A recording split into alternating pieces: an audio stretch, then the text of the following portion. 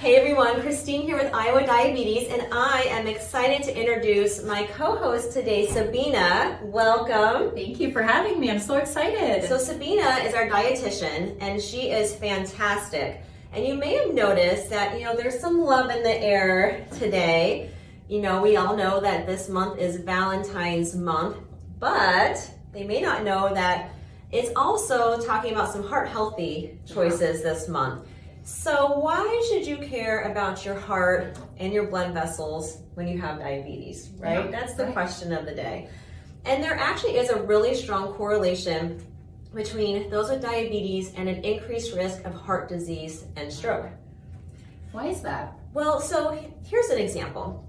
When you have high blood sugar, it makes those blood vessels more sticky. And the liver actually converts those extra sugars to cholesterol and fat. And so then that cholesterol sticks to those side of those blood vessels. So kind of imagine a hose that's like starting to narrow. Oh, wow. That can cause some increased pressure, right, on your system. But if that little, level of blood vessel blockage starts to break off, that can cause a complete clot. And that's what we talk about with heart disease or heart attack and a stroke. So today we're going to talk about how do we have a diet that's heart healthy, but also good for our diabetes. Right, yes. And so we kind of talked about, the first thing is to understand, well, how many calories do I actually need in my diet a day? Yeah, absolutely. So weight is really important. We want to be able to maintain a healthy weight and possibly lose a little bit of weight if we're overweight.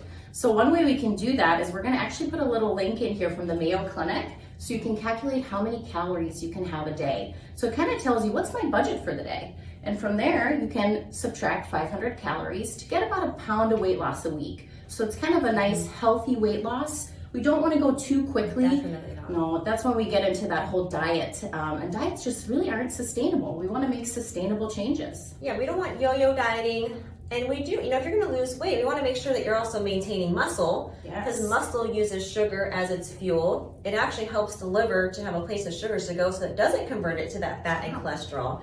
So doing a healthy way of losing and maintaining weight is the way we want to go. Absolutely. Now, here's one of the things. We're talking about fat, right? Mm-hmm. Cholesterol. Is fat like the enemy, or is it like different types of fats that we have to be careful about? What a good question. I get this question all the time. So fat is not bad. I think that's the first thing to remember. But there is certain fats that are better than others. I always say choose your fats like your friends. Be picky. They're not all the same. So we really want to advocate for unsaturated fats. So those are your fats that are going to be liquid at room temperature. Okay. So typically like your olive oil, your canola oil, your vegetable oils, avocado oil. So those are all great options. Okay. And much better options that are unhealthy or kind of our bad fats. So that would be more like the butters and the margarines. You know which one kind of tricked me on this is the coconut oil. The coconut oil. Because there are some nutrient part of it, but it's actually like a solid at room temperature. Yes. So you're saying that one, like, try to avoid, Yes. use it for like your bath bombs or things instead, right? Yeah, that's a good idea. Yes. Okay. So you have Valentine's Day, right? Get your Valentine some olive oil or coconut oil bath bomb instead of using it for your cooking. Yes. Okay. Now another thing is carbs. Yes. We think of diabetes, we shouldn't have carbs or we should have no carb. But then actually, for heart healthy and for diabetes, we want those healthy carbs, the ones that are whole grains, the ones that have fiber, because believe it or not, fiber actually reduces the absorption of cholesterol from your food. So when you intake a diet that has high fiber in it, you're not only reducing the spikes in blood sugars, you're not only feeling fuller sooner, but you're actually reducing how much fat you're actually absorbing in the first place. So what are some examples of some good carbs that are also heart healthy? Yeah, so the first thing that sticks to my mind is, fruits are full of carbs. Mm-hmm. Yeah, and they're very nutritious in fiber. And so any fruit is really a great option. Another thing that comes to mind is our whole grains. So like oatmeal, quinoa is a great option as well. If you like pasta or breads, choosing whole grains instead of the white breads is another great option. So lots of ways to incorporate fiber. I like that too. And also, with mentioning the fruits, I always get this question because, fruit is very healthy, but then with the diabetes, it has like those sugars. So certain fruits that are going to be high in fiber, but a little lower in sugar are going to be some of your berries, right? Your blackberries, your raspberries, your blueberries, your strawberries, and then in moderation. Yes. But the carbs that I always say are kind of freebies or like your non-starchy, but they have the fiber too, right? Yep. So asparagus, broccoli, baby spinach, those are all examples of low carb but high in nutrients and high in fiber. Mm-hmm. You know, people talk about portion control all the time. Yeah. And I talk about this a lot with my patients. Have you ever had those days where you eat and you're still hungry and you like keep eating and you're still hungry and literally like you've gone through the day and you're like, I've literally been eating all day long. And I'm still hungry. And I'm still hungry. Why? How am I possibly still hungry? Well, hunger is not based on calorie intake, as we know. It's based on nutritional needs. And wouldn't it be nice if our body gave us like a little printout that said like, you won't be hungry anymore if you give me like this like magnesium and then I'll like, you know, stop telling your brain you're hungry. But that's not how it works. Yeah. So incorporating a lot of those nutrient-based foods that Sabina mentioned with the whole grains and the fiber and the healthy fruits and the non-starchy vegetables can actually make you feel fuller sooner. Yes.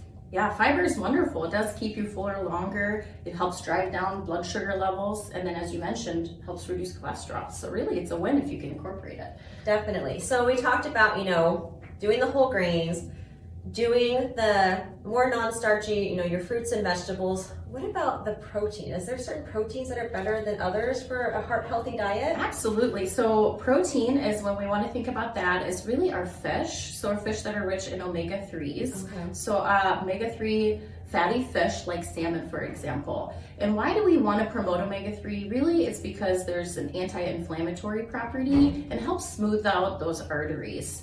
So that's a really great protein option. And then I always advocate for maybe one day a week of doing like a meatless day. So maybe you go a little adventurous and try some tofu or some other soy alternative products. Maybe you have beans, which is another great source of protein as well. I like that idea a lot. I tried actually making a mushroom stroganoff one time. Ooh, okay. Instead of like the beef, and it actually turned out really good. Yeah. And then instead of like a, you know, fatty based cheese, I used some nutritional yeast because it can taste, you know, very similar. Yes, it can. So then you didn't have those higher saturated fats, and it actually turned out really good. Maybe I'll put that recipe in the comments as well. It's just like a fun little alternative. And part of it is just trying it. So I'll tell you, my husband will not, he loves meat, but we've implemented meatless Mondays. And so on Monday we have a meatless meal and he's all for it now. So sometimes it's just trying it and giving a chance.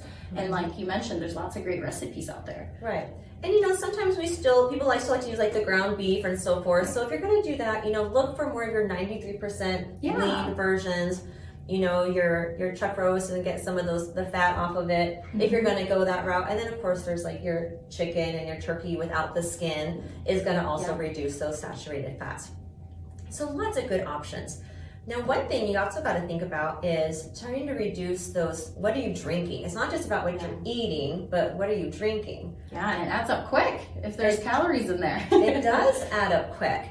And then, you know, a lot of your juices and so forth then don't have the fiber in there. And so you're really getting a lot of, you know, those sugar calories that are going to spike. And that we mentioned, if the liver's already full with sugar, it's going to convert it to fat and cholesterol. Yeah, fiber is really that chewy part of the fruit. And so when we are drinking juice or we're mixing and using like a Vitamix, we're really taking that fiber component out. So anytime we can actually have the whole fruit, it's a much better option than like a juice. Yeah, so maybe incorporating obviously more water. You know, sometimes you can mix up your water with adding some cucumber or some lemon.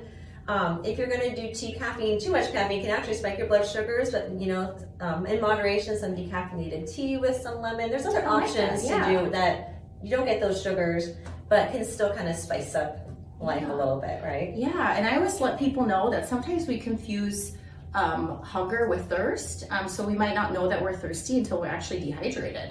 And then it's way too late. So we really should be staying hydrated with water throughout the day. Yeah. It's really going to help also curb those cravings for food. And sometimes, let's be realistic, we don't always get like the fiber and the nutrients in that we need through our foods. I mean, schedules get busy. So one other thing that I have a lot of my patients do is to drink a full glass of cold fiber water, like a Metafiber or a Metamucil before the meal. So that way, when your stomach's already starting to get filled up with something, right? You're gonna get fuller sooner. But now you have that fiber already in there, and we already talked about all the benefits of that. So that's another way of helping with portion control. That's a pretty simple change. Yeah. Okay, I'm making my dinner. I'm gonna have a glass of fiber water while I'm cooking. Yeah. And then you're like, oh, I'm not as hungry. And that's gonna help too with, reaching those goals that we have for ourselves.